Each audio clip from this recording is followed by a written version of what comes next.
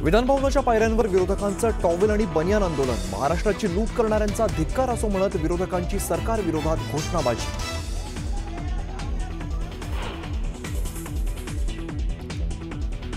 कोणतेही राजकीय विधान करायचं असेल तर मी अधिकृत पत्रकार परिषद घेईन। मनसे अध्यक्ष राज ठाकरेंची सोशल मीडियावर पोस्टमुळे ठाकरे बंधू एकत्र येण्यावर संभ्रम कायम।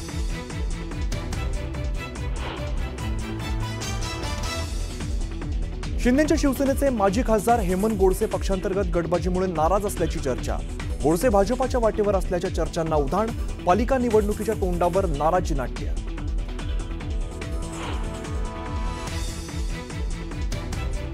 भाजप आमदारांकडून नगरविकास खात्यांबाबत तक्रारी। मुनगंटीवार, गणेश नाईक, केळकरांकडून अधिवेशनात नगरविकास खात्याबाबत प्रश्नांची सरबत्ती। तक्रारींना नगरविकास मंत्री काय उत्तर देणार याकडे लक्ष।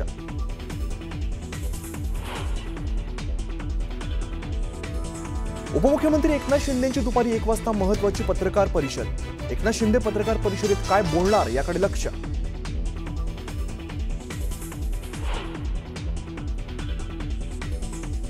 पालिका निवडणुकीपूर्वी शिवसेना आणि रिपब्लिकन सेनेची युती। उपमुख्यमंत्री एकनाथ शिंदे आणि आनंदराज आंबेडकर यांच्या रिपब्लिकन सेनेच्या युतीची घोषणा होणार।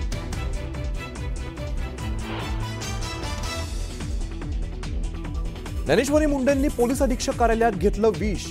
पतीच्या हत्या प्रकरणात न्याय मिळत नसल्यामुळे ज्ञानेश्वरी मुंडेंचा आक्रमक पवित्रा। ज्ञानेश्वरी मुंडेंवर रुग्णालयात उपचार सुरू।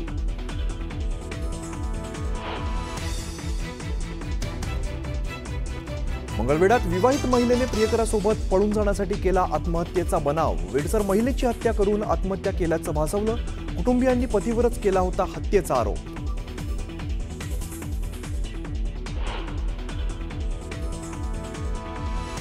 वसईत मुंबई अहमदाबाद महामार्गावरती भीषण अपघात। महामार्गावरती रस्त्याच्या कडेने जाणाऱ्या एका व्यक्तीला ट्रकची धडक। गंभीर जखमीवरती रुग्णालयात उपचार सुरू।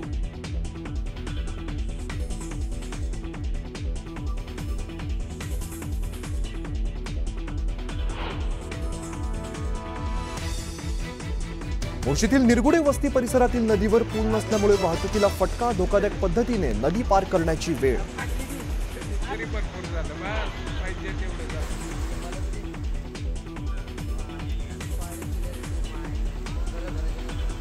बुलढाण्यातील लोणारमध्ये मुसळधार पावसाची हजेरी। तालुक्यातील रस्त्यांना नद्यांचं स्वरूप। वाहतुकीच्या वेळी नागरिकांची मोठी तारांबळ।